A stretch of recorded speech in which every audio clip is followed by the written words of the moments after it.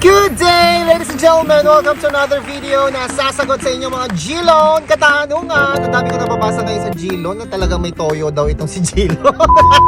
May mood swing, ano po mga kaibigan, talagang malakas yung toyo niyang ganyan. Yung full payment ka naman, hindi ka ma-approve, bumaba yung G-score mo. Tapos nag-full payment ka on time, pero bumaba naman yung eligibility mo sa G-Loan.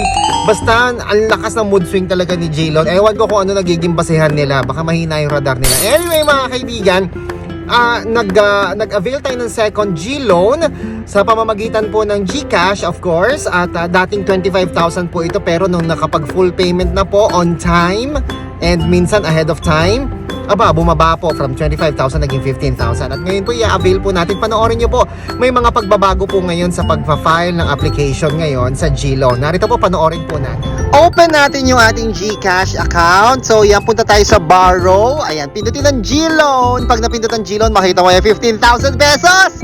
9 months to pay at 4% interest rate. O, di ba? Pwede na. So, tingnan natin dito, 5,000 to 15,000. Slide mo lang yung bar to the right. Pili ka ng purpose. Ayan, business expenses, 9 months to pay. So, may kaltas pong 450. So, ayan po, 3% yung kaltas, tapos 3.99% yung monthly interest rate, 9 months to pay. Pwede na rin po yan. Tapos, G-Loan application, ito yung i-repeat lang. May nadagdag, trusted contact. Ang galing, di ba? May trusted contact. So, ayan, i-check mo lang yan at continue mo and papasok na yan sa'yo. Make sure na binasa mo yung terms and condition bago ka mag-confirm. Baka mamaya di mo nabasa, naintindihan. Anyway, so madali lang naman yun. Basta magbayad ka lang on time, wala ka naman magiging problema.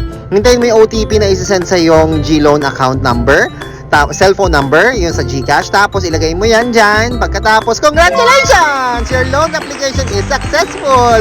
So pumasok na kagad ang 14,000 plus pesos. Medyo may konting pagbabago, pero hindi naman po sila nagre-require ng valid ID. Wala na pong requirement na ganun, no? Dahil pagka-verified account ka, matik-matik na po iyon, mga kaibigan.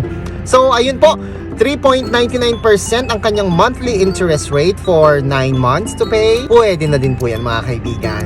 Pwede mong gamitin pampuhunan, pang down payment sa iyong pwestong uupahan, o kaya naman pambili ng mga goods na ipapaninda mo sa iyong online business. Ako po si Chico. Enjoy the rest of the day and God bless po.